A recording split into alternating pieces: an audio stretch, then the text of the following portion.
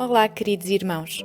Bem-vindos à Escola Bíblica Dominical, classe de adultos, da Igreja Evangélica Batista de Águeda, versão em casa.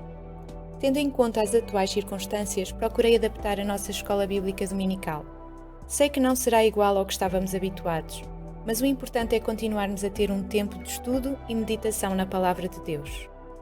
Apesar de estarmos separados, cada um na sua própria casa, estou certa que o nosso Deus está com cada um de nós e o seu Espírito nos guiará e falará a cada coração.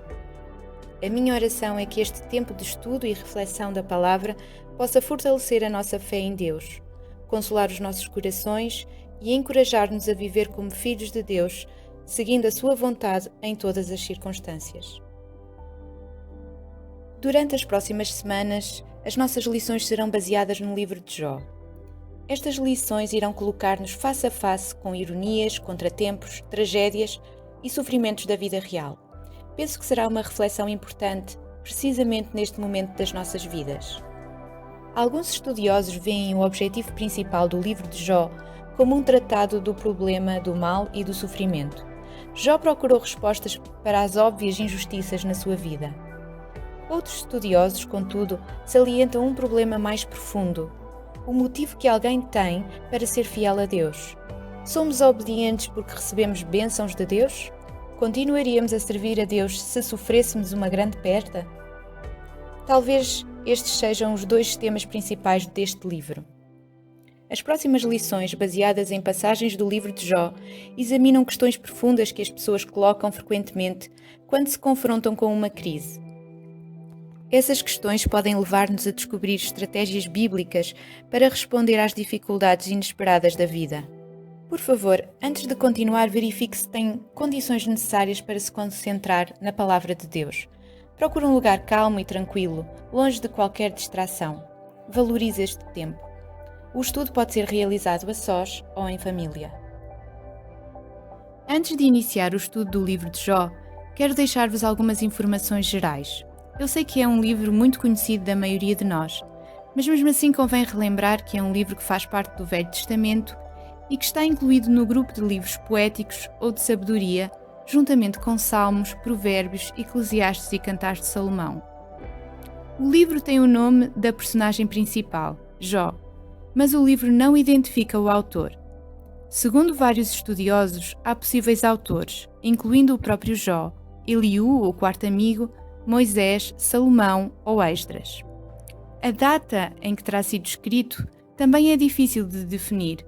Sabe-se que Jó viveu na época dos patriarcas, mas o livro pode ter sido escrito mais tarde. A data é, portanto, desconhecida. Vamos então dar início à nossa lição de hoje. O título é: Isto está realmente a acontecer-me? A pergunta-chave da lição é: o que poderei aprender sobre Deus e sobre mim no meio de uma tragédia? O objetivo que proponho para hoje é ajudá-la a reagir à adversidade com confiança em Deus. Mas antes de iniciar o estudo e reflexão desta lição, faça uma pausa. Tire algum tempo para orar, pedindo ao nosso Deus a direção para o estudo de hoje e que neste momento Ele possa falar ao seu coração por intermédio da sua palavra. A nossa lição está dividida em 3 partes. Esta será a primeira parte da lição.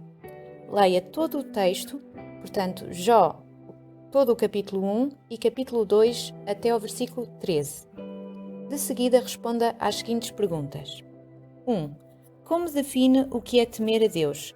Note o versículo 1. Como é que a descrição de Jó, feita por Deus a Satanás, define o que o Senhor procura no seu povo? Versículo 8. Como reagiria se soubesse que Satanás estava a fazer contra si a mesma acusação que tinha feito contra Jó? Versículos 9 e 10. Quais foram as 3 reações que Jó teve às suas tragédias? Versículo 20 e 21. Vamos agora dar início à segunda parte da lição. Irei comentar resumidamente alguns versículos da lição. Vejamos o versículo 1 do capítulo 1. Aqui encontramos algumas informações sobre Jó. Primeiro, Jó era uma pessoa real, mas não se conhecem muitos pormenores sobre a sua identidade. Segundo, somos informados que vivia na terra de Uz.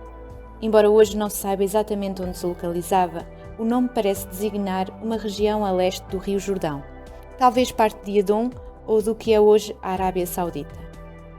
Jó era um homem completamente íntegro. Isto não significa que ele fosse uma pessoa sem pecado. Só Jesus Cristo viveu sem pecado. Quer dizer sim que Jó era sempre honesto e reto. Não fingia ser o que não era temente a Deus e esforçava-se constantemente para resistir a todas as tentações. O temor que Jó tinha a Deus também não era um terror apavorante.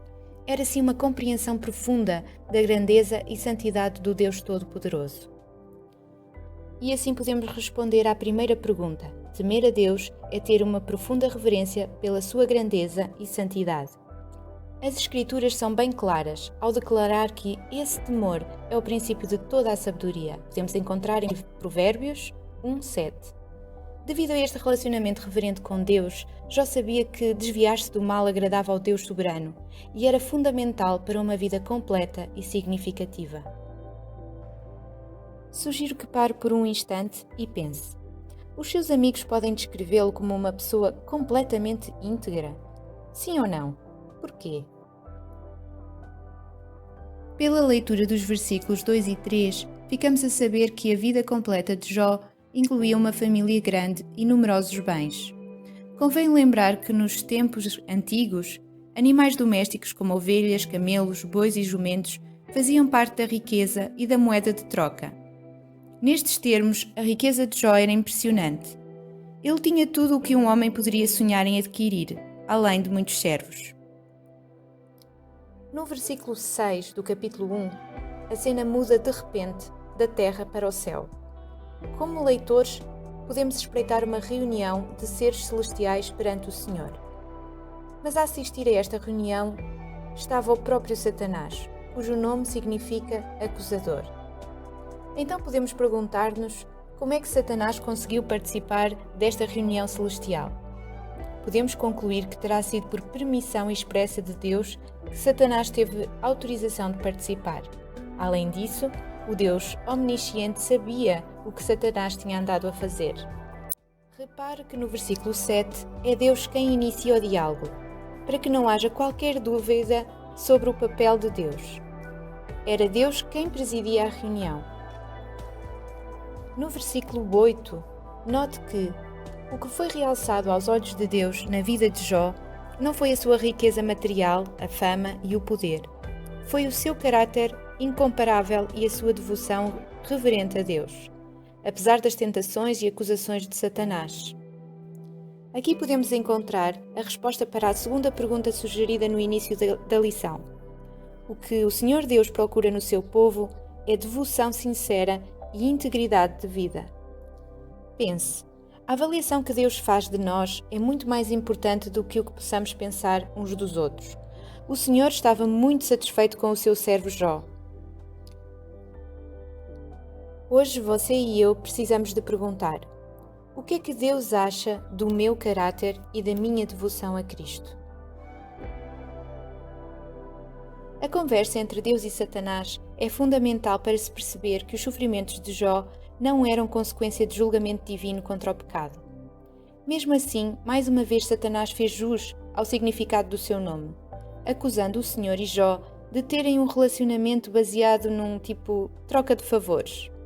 Nos versículos 9 e 10, Satanás insinuou que a devoção de Jó não era mais do que um pagamento pela proteção de Deus contra a adversidade e pelas muitas bênçãos materiais recebidas. Resumindo, segundo Satanás, Jó não passava de um religioso pragmático. A sua devoção era paga em bens terrenos. Então, já no versículo 11, Satanás sugeriu que se Deus pusesse a devoção de Jó à prova, o homem amaldiçoaria a Deus. É interessante notar que Satanás reconhecia não ter qualquer autoridade para agir contra Jó sem a permissão de Deus. Isto é extremamente importante de retermos. Deus tem a soberania sobre todas as coisas. Em última análise, tanto a dor quanto a prosperidade vêm da mão de Deus e cumprem os seus propósitos. Jó, capítulo 1, do versículo 12 ao 20, revela que Deus permitiu Satanás colocar a fé de Jó à prova. E assim o mundo de Jó mudou drasticamente. Ele perdeu todo o gado, os trabalhadores e todos os seus filhos. Pense, como é que estaria Jó? O que é que ele estaria a sentir? E no seu caso, como é que você teria reagido? Que tipo de situações já experimentou que mudaram a sua vida? Como reagiu? De que modo essa experiência afetou o seu relacionamento com Deus? Pause um pouco e tire um tempo para refletir. Embora o mistério do sofrimento humano seja um tema que abrange todo o livro de Jó, também nos deparamos com a questão do motivo dos crentes servirem ao Senhor. Podemos ter a certeza de que, tal como Satanás acusou Jó, também tenta acusar os crentes hoje de serem crentes de ocasião. Como cristãos, podemos esperar que a nossa fé seja provada por várias adversidades, mas que em tudo possamos sempre afirmar a verdade que Deus é bom, amoroso, justo e sábio. Não importava o que Satanás fizesse para atacar a vida de Jó. Deus continuava no controle. Ele é soberano. Nos versículos 20 e 21, encontramos a resposta à quarta pergunta sugerida na primeira parte da lição. Jó reagiu à sua tragédia com um gesto normal para a sua cultura, que traduzia grande sofrimento. Rasgou a roupa e rapou a cabeça. Depois mostrou respeito, reverência e adoração para com o seu Senhor. Rasgar os vestidos e rapar a cabeça eram sinais externos de uma dor profunda. Contudo, a dor de Jó, pelo menos nesta altura, não o levou a culpar ou acusar Deus, mas a prostrar-se com a cara no chão perante o Senhor em devoção reverente. Jó confessou que Deus era o soberano de toda a sua vida. Recordou que ele, e todos nós, chegou a este mundo nu, sem possuir nada. Tudo o que tinha adquirido na vida era dádiva de Deus. Ainda mais, ele sabia que não levaria posses materiais para a eternidade. Tudo o que tinha era um empréstimo de Deus. Meditando profundamente nesta verdade, Jó conseguiu louvar ao Senhor, mesmo com a dor a rasgar-lhe a sua alma. Já no versículo 22 temos a confirmação de que a fé de Jó era real. Jó não pecou nem acusou Deus falsamente. O exemplo de Jó mostra-nos que todos nós devemos submeter-nos às aflições e ainda assim adorar a Deus, mesmo sem entender as razões, mas confiando que Deus tem as suas próprias razões. Por que razão muitas vezes é mais difícil louvar a Deus em tempos maus ou difíceis do que em tempos bons? Já no capítulo 2, vemos que Satanás não desistiu, mas ainda tinha outra acusação contra Jó. O diabo visitou a Assembleia Celestial mais uma vez e argumentou que se Deus lhe permitisse afligir Jó fisicamente, certamente o homem amaldiçoaria Deus. Neste momento queria lembrar os irmãos das palavras do apóstolo Paulo. Por favor, abram as suas Bíblias em Efésios capítulo 6, versículo 10 até ao 18. Podemos ler juntos? Quanto ao mais, sede fortalecidos no Senhor e na força do seu poder. Revesti-vos de toda a armadura de Deus para poderdes ficar firmes contra as ciladas do diabo. Porque a nossa luta não é contra o sangue e a carne, e sim contra os principados e potestades, contra os dominadores deste mundo tenebroso, contra as forças espirituais do mal nas regiões celestes. Portanto, tomai toda a armadura de Deus para que possais resistir no dia mau e depois de teres vencido tudo, permanecer inabaláveis. Estai, pois, firmes, cingindo-vos com a verdade e vestindo-vos da couraça da justiça. Calçai os pés com a preparação do Evangelho da paz, embraçando sempre o escudo da fé, com o qual podereis apagar todos os dardos inflamados do maligno. Tomai também o capacete da salvação e a espada do Espírito, que é a palavra de Deus, com toda a oração e súplica, orando em todo o tempo no Espírito, e para isto vigiando com toda a perseverança e súplica por todos os santos. Retire agora algum tempo para meditar nesta palavra e verificar quais as armas que temos para permanecer firmes e resistir contra o inimigo, cujo único objetivo será constantemente buscar formas de nos afastar da obediência ao Senhor. Voltando novamente à história de Jó, no capítulo 2, versículo 7, Deus concordou em provar outra vez a fé de Jó com a condição de que Satanás não poderia tirar-lhe a vida. Assim, o diabo afligiu Jó com feridas terríveis que lhe cobriam o corpo inteiro. Penso que qualquer pessoa que tenha sofrido a dor de uma ferida infectada poderá ter uma pequena ideia do sofrimento de Jó. O sofrimento era constante e ele tentava aliviar a sua dor raspando as feridas com cacos de barro. No versículo 9, a mulher de Jó aparece pela única vez na história do sofrimento de Jó e fala com ele. É triste ouvir a mulher de Jó incentivá-lo a fazer precisamente o que Satanás dissera que ele faria se fosse afligido: amaldiçoa a Deus. Mas nós, como observadores, devemos lembrar-nos de que ela também estava a sofrer. Era uma mãe que de repente tinha ficado sem todos os seus filhos. Estava sem dinheiro, assim como o seu marido, e pelo que tudo indicava estava prestes a ficar viúva. Talvez tenha sido um sentimento de compaixão. Talvez ela pensasse que se Jó amaldiçoasse a Deus, isso seria a forma de apressar a sua morte. Ainda assim, ela reconhecia que no meio de tanta adversidade, Jó mostrava uma integridade inacreditável. Essa integridade foi mostrada novamente no versículo 10, quando Jó acalmou a sua esposa e lhe recordou a soberania e fidelidade de Deus. A experiência por que ele tinha passado em adoração, depois da primeira vaga de catástrofes, tinha-lhe recordado essas verdades no seu coração. Recusou-se a abrir mão das suas profundas convicções e ainda encorajou a sua esposa a apegar-se a elas. Ele sabia que reagir ao sofrimento cometendo pecado era a coisa mais tola que um crente podia fazer. Pense, que testemunho e encorajamento para os cristãos de hoje. Que nós, à semelhança de Jó, possamos crescer mais profundamente na nossa fé, sempre que somos provados por problemas e sofrimento. Estamos a chegar ao fim da nossa lição. Esta é a terceira parte.